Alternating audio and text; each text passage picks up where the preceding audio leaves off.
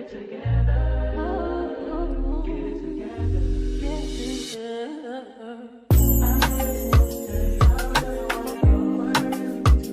Hey loves, welcome back to my channel, or if you are new, welcome to my channel. Next week your girl will officially be 9 months pregnant, so round of applause for that. Don't mind how I look. My hair is a mess. I threw my husband's hat on and we're just gonna get right into this video. So when I was around 30 weeks, I believe, I was diagnosed with gestational diabetes. Gestational diabetes is a condition in which a hormone made by the placenta prevents the body from using insulin effectively. Glucose builds up in the blood instead of being absorbed by the cells. So a few facts and risk factors when it comes to gestational diabetes. So one of them is once you give birth, it usually goes away because the placenta is no longer in your body. So of course when you give birth to the baby, you also pretty much give birth to the placenta too, and the placenta is what is causing this gestational diabetes. Now I'm not no doctor by any means, y'all already know this, but I have did my research and I have gotten a lot of information and advice from my doctor and other nurses and doctors and stuff like that. So I know a little bit of something. The next thing is that it can lead to type 2 diabetes in the future. Most times they say once you deliver the baby, it goes away completely, and it does that for a lot of women, but there are some cases where it ends up not going away and then you develop type 2 diabetes. Another fact is that it can lead to things like a high blood pressure or preeclampsia, and preeclampsia is another condition in pregnancy. I believe it's a little bit worse than gestational diabetes just from the research that I did, but it can cause a lot of like issues with you and the baby. Another risk factor is if you have like a family history of diabetes, is you're more likely to get gestational diabetes. If you are 25 or older and this is like your first child, which I am 25 and this is my first child, you are at a higher risk of getting gestational diabetes as well. Another risk factor is if you've had gestational diabetes before in any of your other pregnancies. Now, just because you have gestational diabetes in one pregnancy does not mean you're gonna have it in the next. Some people don't have it in their first, some people have it in their second, some people don't have, you know what I'm saying? Like, it all depends. And some people don't, some people have 5 kids and never get it. But it just all depends on how your placenta is pretty much cooperating with your body during pregnancy. When it comes to symptoms, I'm not going to really touch base on that too much because I really didn't have any symptoms. The way you find out, and the way I found out that I had gestational diabetes, is you take the glucose test. Now we all know, or maybe you've heard of the little glucose test. You got to take a drink and you have to drink it within a certain amount of time, and then you come back and they check your blood and they see if you pretty much fail or pass the test. Your girl failed the first test and I failed the second test. So the first test, I just had to take the drink, and then I believe I had to wait an hour, and then I went back and they took my blood. Failed that one, and then a couple weeks later I went back for the 3-hour glucose test, and in that one I believe I had to get my blood checked 4 times, and I had to take the drink the first time, and then every hour I had to go back to get my blood drawn, and I failed that one as well. My first test results, I'm gonna put them up here somewhere, and then my second test results, I'm gonna put them somewhere up here so that y'all can kind of see how my numbers looked.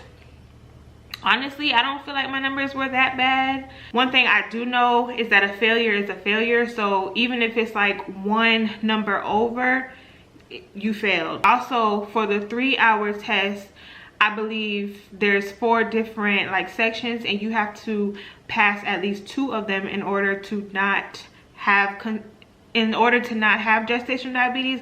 But if you fail all 4, like I did, your doctor will diagnose you with gestational diabetes. Now let's get into what happens after you are diagnosed with gestational diabetes. So once you're diagnosed, there's 2 different things that you're gonna have to do. So the first thing is you're gonna have to talk to like a dietitian, and that person is supposed to like go over your meals and stuff with you. On the other side of that, you have the person who shows you how to take your blood. So I also have to take my blood 4 times a day, every single day. The first time I take my blood is called like the fasting blood, and that is right when you wake up in the morning. And then the second one is 2 hours after breakfast. The third one is 2 hours after lunch, and the last one is 2 hours after dinner. My glucose level has to be under 120. For fasting, I believe it has to be under 90, and for both of them it's not supposed to be less than 60. If the number is less than 60, then that means like you need some sugar in your body. If it's over the number, that means that, you know, your glucose levels are a little bit too high and you may need to go for a walk or drink some water. I currently am diet controlled. Diet controlled, of course, means like my blood sugar levels are controlled by my diet. For some people, the diet control does not work for them, so they have to go the insulin route. And I don't know too much about that, but I just know that they have to inject themselves with insulin. So I am thankful that I don't have to do, you know, the insulin injections, and I just have to control my diet and check my blood. But yeah, I just wanted to let y'all know that as well. Last thing I just wanted to touch on is like how I'm feeling, y'all. I'm not gonna lie, in the beginning I was told that I had gestational diabetes. Like I literally was with my husband and we had just left the appointment, and I literally just busted out in tears, y'all. Like I was just so sad. Like there were so many things like just going through my head. It just makes you feel like you did something wrong. Like, you know, you didn't do anything wrong, but you still feel like you did. I was falling into depression. I was just crying all the time. It has gotten better as time goes on, but it's still stressful because it's like, dang, I can't even, like, you really can't eat what you want. You can't just wake up and be like, oh, I just want cereal today and I'm gonna eat that for breakfast. No, because the cereal might have too much sugar, and your meals are supposed to be balanced. So you can't just have like a bowl of cereal. Like you need a carb, you need a veggie, you need, it's just a lot, y'all. It's just a lot. Your girl does not have much longer, so I am excited about that.